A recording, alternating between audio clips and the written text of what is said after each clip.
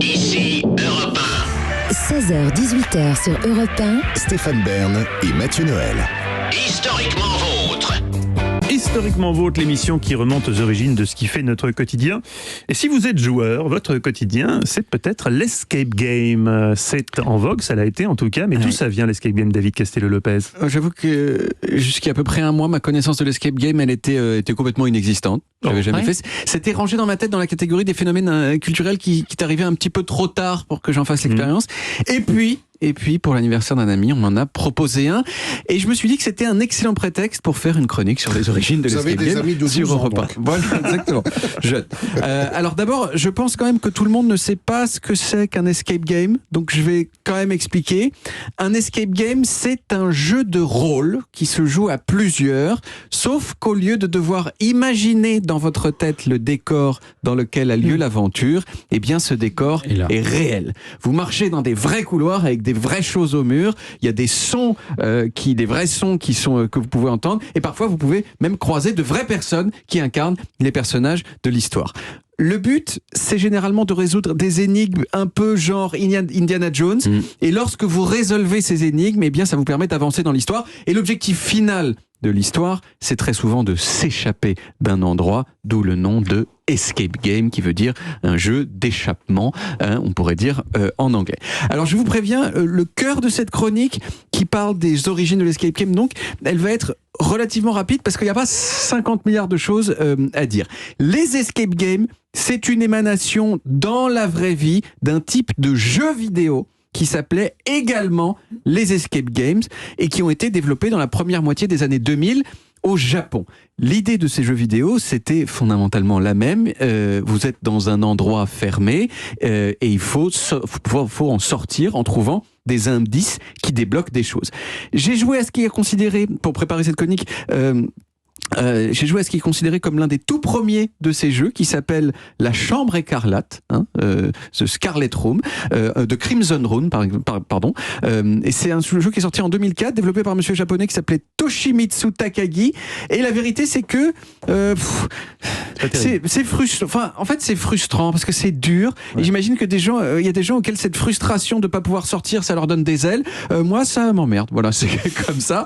C'est pas mon cas. Et puis, en 2007, il y a un autre monsieur japonais, Takao Kato, qui a eu simplement l'idée de transposer ce principe des jeux vidéo qui avait beaucoup de succès sur Internet dans la réalité. Il l'a fait d'abord dans des bars, puis dans des endroits entièrement dédiés à ça.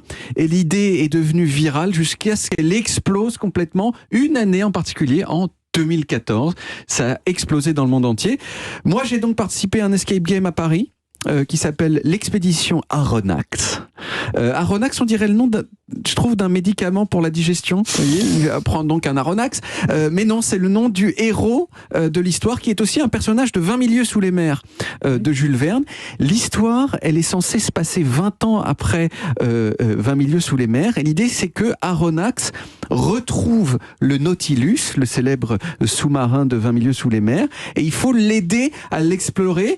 Enfin, Vous êtes dans le Nautilus ? On est dans le Nautilus, il y a un scénario un petit peu complexe, je vous spoile pas, mais c'est effectivement une sorte de cabine en métal qui ressemble à une sorte de sous-marin ambiance steampunk. Vous voyez, il y a du métal partout, des trucs un peu tarabiscotés en métal. On doit mettre des objets en métal dans des orifices également en métal. On déroule des parchemins plastifiés avec des indices, etc.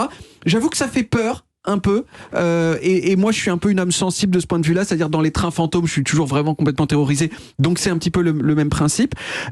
J'avoue, j'ai été légèrement déçu par le principe de l'escape game. Je sais que c'est difficile de juger une catégorie entière de la réalité comme les escape games en ayant fait un seul. C'est un peu comme si on jugeait la littérature en ayant lu juste un livre. Voilà. Mais mon impression, c'est que c'est quand même un truc destiné donc quand même aux adultes, mais qui sont un peu restés des enfants et pas au sens le plus noble du terme. Il y a un côté très... Viens, on disait qu'on était des héros et toi on disait que t'étais le méchant et c'est parti. Et je suis peut-être un adulte typique dans le sens où j'arrive pas pas complètement à suspendre la conscience que j'ai que tout ça c'est pour de faux. Donc voilà, mais j'ai pas passé un mauvais moment non plus. C'était un escape game qui n'était pas assez immersif, Oui. Voilà, tout peut-être, simplement. il y avait un Alors que Stéphane a participé à un Stéphane, escape vous aimez game. beaucoup. Oui, dans le domaine de l'abbaye de Thiron-Gardet, on a mis un escape game qui raconte l'histoire. Mais non, C'est pas chez moi, hein, c'est. Et donc, en fait, c'est très bien si par exemple pour une fête de fin d'année, vous voyez, ou un truc entre des collègues de boulot. Vous voyez, et on fait 2 équipes, il y a 2 escape games, c'est ceux qui s'en sortent les premiers. Oui. Et ça recrée de la cohésion Là où il y en a pas, dans le groupe. Et pourquoi vous nous invitez pas, nous, toute l'équipe Eh ben alors venez. Team building. On fait du team building dans un escape game. Ouais, moi, je filme. Très bien. Non. C'est essayer de résoudre les énigmes, parce que c'est vrai que et en fait ça montre que dans un groupe il y a celui qui est très intuitif, celui qui au contraire est très réfléchi, Celui qui est un petit peu con aussi. Oui. Souvent, ça permet ensuite de virer quelqu'un. C'est ça le Celui problème. qui triche. J'ai trouvé ça plutôt amusant, et de voir qu'on s'appuyait sur toutes les compétences d'un groupe, parce que dans un groupe on voit que chacun a des compétences différentes. Ah, ça, c'est clair. Et donc, David, vous voyez, vous allez participer à votre 2e escape game dans quelques temps. Allez, merci David, on retrouve les origines en podcast sur toutes les applis audio et en vidéo sur YouTube, Dailymotion et évidemment sur le site europe1.fr.